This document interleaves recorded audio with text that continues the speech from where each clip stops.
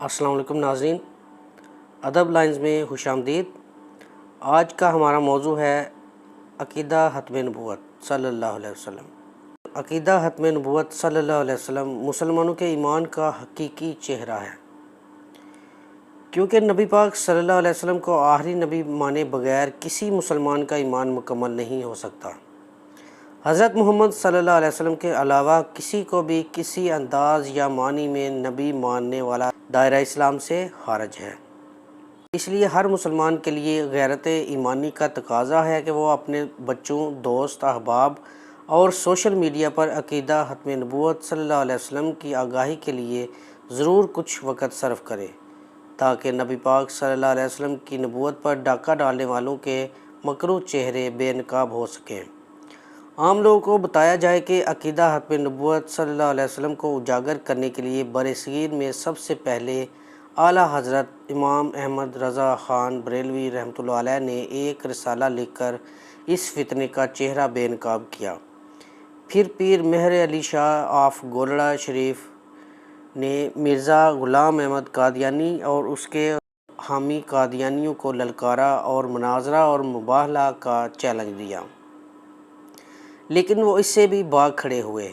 پھر جب قادیانیوں کی ریشہ دیوانیاں حد سے گزر گئیں تو 1953 میں تحریک ختم نبوت صلی اللہ علیہ وسلم شروع ہوئی۔ اس کے لیے مسلمانوں نے اپنی جانوں کے نذرانے پیش کیے، سینکڑوں گرفتار کر لیے گئے۔ اسی اثناء میں مولانا ابوالعلی مودودی رحمۃ اللہ علیہ نے فتنہ قادیانیت پر ایک کتاب لکھ کر داد تحسین حاصل کی۔ مجاہد ملت مولانا عبدالستار خان نیازی رحمۃ اللہ علیہ اور جماعت اسلامی کے بانی مولانا ابوالعلی مودودی رحمۃ اللہ علیہ کو گرفتار کر لیا گیا۔ بعد ازاں انہیں اس کیس میں سزائے موت سنا دی گئی، لیکن ان شخصیات کے پایہ استقلال میں چنبش تک نہ آئی۔ پھر عوامی رد عمل کے پیش نظر حکومت نے یہ سزا ختم کر دی۔ مفت علاج، راشن، بیرون ملک ملازمتوں، مالی امداد کا لالچ دے کر غریب مسلمانوں کو اپنے جال میں پھانسنے کے لیے قادیانی گروہ ملک میں سرگرم ہو چکے ہیں، جبکہ متوسط امیر طبقے کے نوجوانوں کو خوبرو لڑکیوں سے شادی کی پیشکش کر دی جاتی ہے۔ حکمران قانون نافذ کرنے والے اداروں نے آنکھیں بند کر لیں، جبکہ نوجوان نسل کو نشے کا عادی بنا کر بھی اپنے گروہ میں شامل کیے جانے کا انکشاف ہوا ہے۔ خوفناک بات یہ ہے کہ ملک کے مختلف علاقوں میں قادیانیوں نے اڈے بنا لیے ہیں۔ یہ بھی شنید ہے کہ خوشاب، سرگودا، اسلام آباد میں قادیانی ہزاروں ایکڑ زمین خرید رہے ہیں تاکہ وہ اپنے عقیدہ کی ترویج کے لیے آباد کاری کر سکیں۔ حکومت کو اس وقت ہوش آئے گی جب وہاں ہزاروں گھر آباد ہو جائیں گے۔ پھر حکومت کے لیے امن و امان کا مسئلہ بھی پیدا ہوگا۔ بولے بالے مسلمانوں کا عقیدہ بھی خراب ہوگا، کیونکہ جماعت احمدیہ کے لوگ مختلف ترغیبات دے کر نوجوانوں کو ورگلاتے رہتے ہیں۔ کراچی میں 14 نیٹ ورک فعال ہیں۔ چھوٹے شہروں اور دیہات کو خصوصی طور پر ٹارگٹ کیا گیا ہے۔ اگر کوئی امداد لالچ میں نہ آئے تو اس کو گنڈا عناصر کی مدد سے دمکایا جاتا ہے۔ لٹریچر کی تقسیم خفیہ طور پر کی جاتی ہے۔ گمراہ کن عقائد پھیلانے کے لیے کم عمر لڑکوں اور نوجوانوں کو ٹارگٹ کیا جاتا ہے۔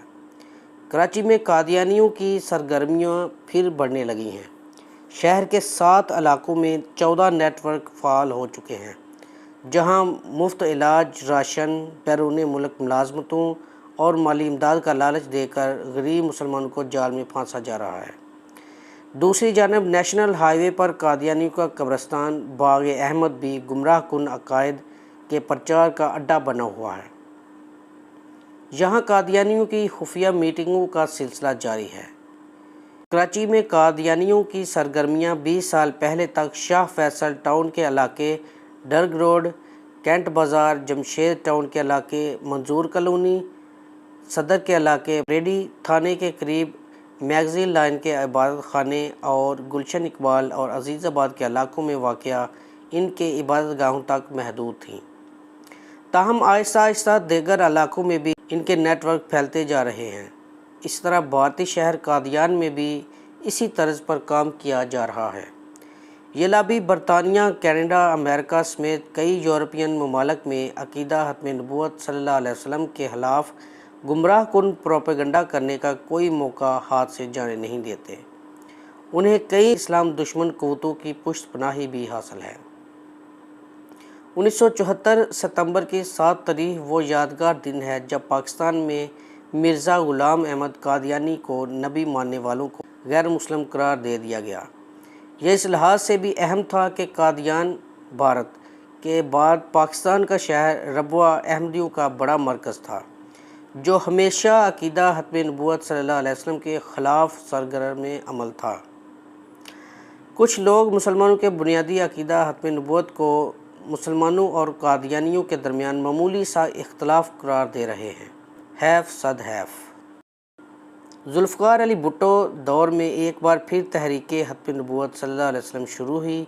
उस वक़्त कौमी असम्बली के कायदे हिज़्ब इख्तिलाफ़ मौलाना शाह अहमद नूरानी रहमतुल्लाह अलैह, मौलाना मुफ्ती महमूद रहमतुल्लाह अलैह, मुजाहिद मिल्लत मौलाना अब्दुस्तार खान रहमतुल्लाह अलैह और दीगर उलमा कराम और अरकान असम्बली की कोशिशों से अक़ीदा ख़त्म नबूवत पर यकीन न रखने वालों और मिर्ज़ा ग़ुलाम अहमद कादियानी को नबी मानने वालों को गैर मुस्लिम करार दे दिया गया, जिस पर उम्मत मुसलमा ने अल्लाह के हुज़ूर सजदा शुक्र अदा किया।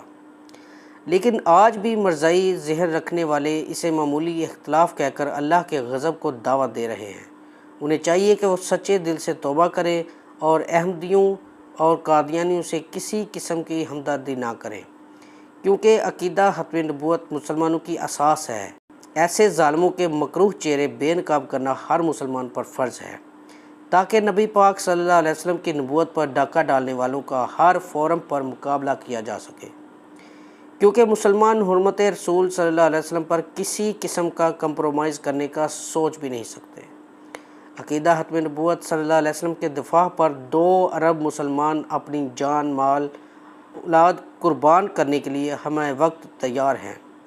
बिलाशुबा ख़त्म नबूवत सल्लल्लाहु अलैहि वसल्लम पर किसी भी अंदाज से ईमान ना रखने वाले मकरूह चेहरे दायरा इस्लाम से खारिज हैं।